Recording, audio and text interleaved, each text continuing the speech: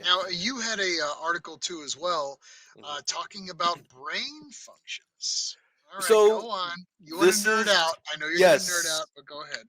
So this story is the complete opposite of what you might have covered. This was now granted, this No article was brain through. function. Go Sorry, ahead. yeah, yeah. This one, um, this article was through the Nissan or Nismo newsroom, but I didn't see it have as much traction through much of the media outlets. So this one to me was one of those that was kind of under the radar, and very interesting to think about. Literally, play on. I'm getting into that one. Um, it's regarding Nismo and essentially a device and training that they're giving their drivers as a test. So let me share my screen. Let's get into it. Nissan Formula E team demonstrates improvements in cognitive function with a bespoke brain training program. Is it like brainwashing? What's going on here? You got Sasha Finestris got it kind of wide eyed here, trying to figure out what the hell is going on right now.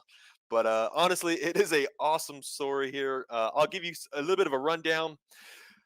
We all know that in motorsports teams, a lot of the money and time is invested into the chassis or the vehicle that the team is going to compete with. Okay. And then also traditionally, from a driver's perspective, a training regiment on their part, it has to do with essentially, keeping your weight down, having a fitness to yourself, an endurance, strength. You're in the gym a lot. And then you've got, of course, the training that you have at each track as they come around. But what Nissan's showing here is a new direction in driver training, which has some results, some really cool results, actually. That's what this whole article is about. So they're saying here that Nissan, for the last 3 years already, and their Formula E program, they've been collaborating with research organizations and universities in the UK, in Switzerland, and actually here in Texas. University of Texas in Austin has been involved with this program. Kind of cool, so close to us. But what they're doing, essentially, this device that you see on their head, and then with this device along with a series of trainings that they're developing, they're able to measure and record brain functions of the racing drivers, and they're able to know to improve cognitive performance.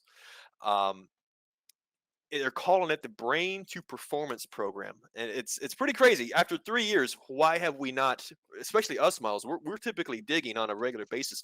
How could we not have seen this? This has actually been under wraps for, I want to say, a decent while. Well, racing advantage, right? So why would you want Yes. to show your cards? In the racing world, I mean, that's the unwritten rule, right? For the teams, don't Yep. let them know uh, you're in development for something like that. So, give me more. Come on, let's Cool, go. cool. So the organizations they're working with have had previous experience using these types of devices with the U.S. military. You've got soldiers that come back with a form of PTSD in various degrees. They're able to use this to help. I wouldn't say solve or cure, but to treat and improve Hmm. symptoms of PTSD. You also have NFL, American football. You have football players that have brain injuries, and they're using this similar device to treat them and improve their cognitive ability to I would say, you might say, recover or strive or improve their cognitive ability. So they did say here that these treatments and do include this, what they call a brain stimulating sonal device. And I had to look that up, and it's a pretty crazy definition here.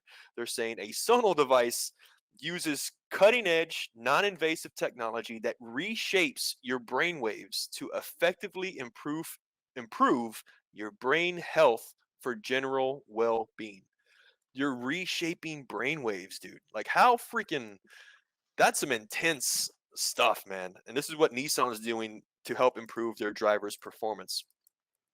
Some of the results that they're seeing as a result of this, the trainings and with this device, is essentially enhancements and complex decision making, being able to make those decisions faster, especially in a racing environment. You've got you know 20 cars, 20 plus cars going and racing, you've got to think Reaction. fast reactions. That they're seeing an improvement in that. They're seeing an improvement in the stress and fatigue resilience to Hmm. endure that stress and keep it going from a mental perspective. And then they're seeing quicker reaction times. Yeah, when you've got a car to the side of you that's going to, make a last second move and you want to not crash out, you got to have really quick reaction times. And they're saying that this device and training that they've been training with, again, for the last 3 years, is showing these types of improvements to make their drivers more competitive. Um, Essentially, they're saying here they had a control group, which means you've got people who didn't do the brain stimulation and then the group that did do the brain stimulation. And from the results they saw just from that alone, they had the people, and these are everyday people, not the drivers. They're just having, this is just one example. These people were racing on rigs, sim rigs, and they said that the people who received the brain stimulation um, performed 50% faster, and they learned the circuits they raced on or memorized the circuits 50% quicker as well. So that's some of the results just from an overview of the type of improvements that they're seeing. Hmm. And then when you get into the drivers, of course, a driver's mind just from the very beginning, way more probably a higher level of starting because typically Obviously. these guys have been doing this professionally for a number of years. um, they've shown some really good performance results, and they're saying that for the next season here in 2024, Nissan is essentially being this pioneer and breaking through with this new level of driver development and training. It's going to be a part of their daily training programs for this upcoming season. So I see this as a huge competitive advantage. I don't know if any other constructor in motorsports is doing this, but Nissan is already at a level with this training to where they're saying we already know it works. We've already done the research. We are doing this full time. This is going to be part of the driver's regiment each season going forward. Um, So Nissan is making lawnmower men. well, and that's what I was thinking. I was trying to think of a movie. You say You're Lawnmower trying to. Man. I'm moving. Yeah, lawnmower man is the only thing I can reference where we're taking somebody's brain activity and we're Yeah. maximizing it. Oh, And that guy ended up speaking like 20 languages, yeah, and yeah. I was. hopefully he won't be psychotic.